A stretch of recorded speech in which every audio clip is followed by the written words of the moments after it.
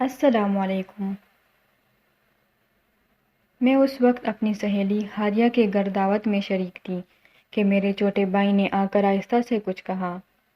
ارسلان، یہ کیسا مذاق ہے؟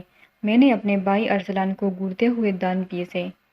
نہیں ابھی، یہ مذاق نہیں ہے، میں سچ کہہ رہا ہوں، ارسلان پر اعتماد لہجے میں بولا۔ اچھا، تو تمہیں کیسے پتہ چلا؟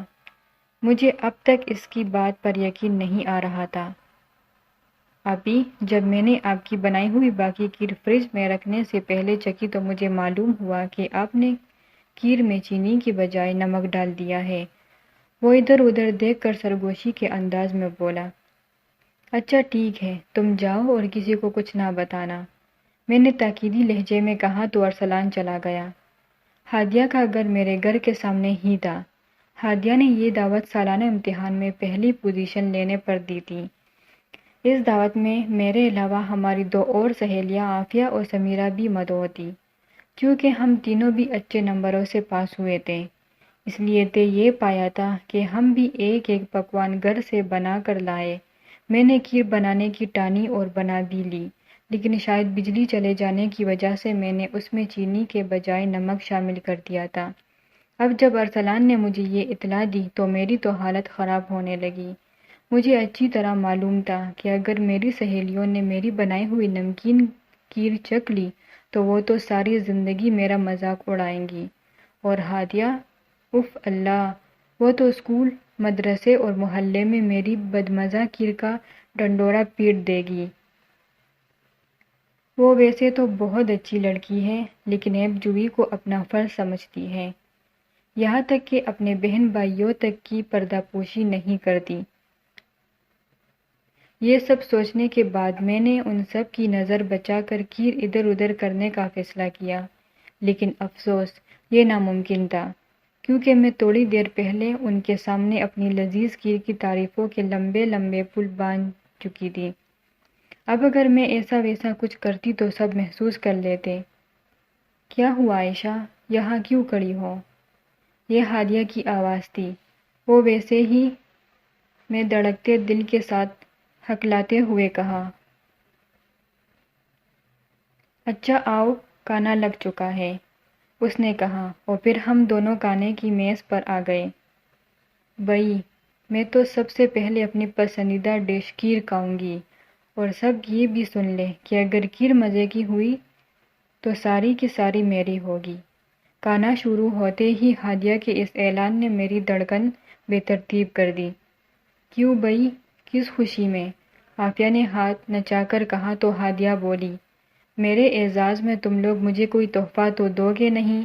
اب اگر میں یہ کھیر تم لوگوں کی طرف سے تحفہ سمجھ کر رکھ لوں گی تو کیا برائی ہے؟ اور ویسے بھی میٹھے میں تو اور بھی بہت کچھ یہاں موجود ہے۔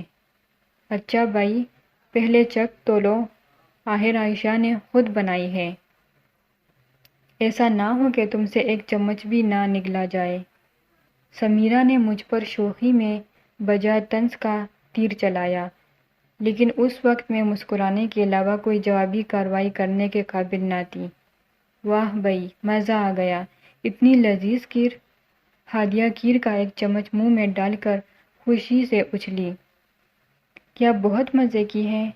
میں نے بے یقینی سے پوچھا۔ بالکل، اور میری خواہش کے مطابق اب یہ ساری میری ہے۔ میں نے اتنا بڑا جھوٹ بولنے پر ارسلان کی درگت بنانے کا فیصلہ کر لیا۔ ایسا کرتی ہوں، یہ کھیر فریج میں رکھ آتی ہوں، بعد میں کھا لوں گی، ہادیہ چہک کر بولی اور کھیر کا پیالہ لے کر باہر چلی گئی۔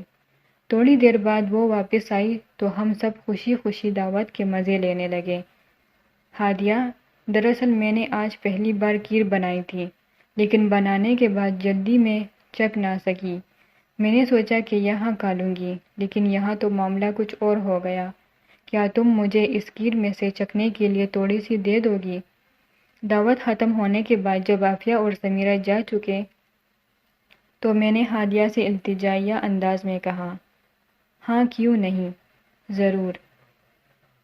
ہادیہ نے خندہ پیشانی سے کہا اور کھیر لینے چلی گئی۔ تھوڑی دیر بعد وہ کھیر کا وہی پیالہ تامے اندر آئی جس میں میری بنائی ہوئی کھیر تھی۔ اس نے بڑے پیالے سے تھوڑی سی کھیر چھوٹے پیالے میں ڈال کر چمچے کے ساتھ میری طرف بڑھا دی۔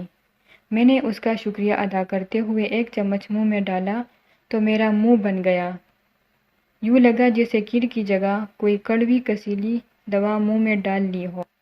ہادیہ میری اس حالت سے محظوظ ہو رہی تھی۔ میں نے مشکل سے کھیر نگلی اور ہادیہ سے پوچھا، ہادیہ کیا یہ وہی کھیر ہے جو تم نے مزے لے لے کر کھائی تھی؟ جی بالکل، یہ وہی کھیر ہے، ہادیہ مسکرائی بلکہ کہکھلا کر بولی۔ لیکن یہ سب تم نے کیوں کیا اور کھانے سے پہلے کھیر کیوں چکھی؟ عائشہ، میں نے پردے کے پیچھے سے گزرتے ہوئے تمہاری اور ارسلان کی باتیں سن لی تھی۔ میں نے سب تمہاری پردہ پوشی کے لیے کیا اور کھیر کھانے سے پہلے اس لیے چکھی تاکہ تم سکون سے کھانا کھا سکو۔ لیکن ہادیہ، آج سے پہلے تو تم نے میرا بلکہ کسی کا بھی کوئی عیب نہیں چھپایا، پھر آج میرا ایک چھوٹا سا عیب چھپانے کے لیے تم نے یہ بدمزہ کھیر کیسے نگل لی؟ میرا سوال سن کر ہادیہ مسکرائی اور پھر بولی، بھٹکا ہوا انسان جب چاہے سیدھے راستے پر آ سکتا ہے۔ اللہ نے مجھے نیک راہ دکھا دی ہے۔ میں نے ایک فیصلہ اور بھی کیا ہے۔ کیسا فیصلہ؟ عائشہ کہتے ہیں کہ اگر آپ نے کسی کو تکلیف دی ہو تو جب تک وہ معاف نہ کرے اللہ معاف نہیں کرتے۔ اس لیے میں نے فیصلہ کیا ہے کہ جن لوگوں پر طنز کر کے میں نے ان کی دل آزاری کی ہے، میں ان سب سے معافی مانگوں گی۔ میں نے اس کے لہجے میں پکا عزم محسوس کر کے خوشی سے کہا، یہ تو بہت اچھی بات ہے۔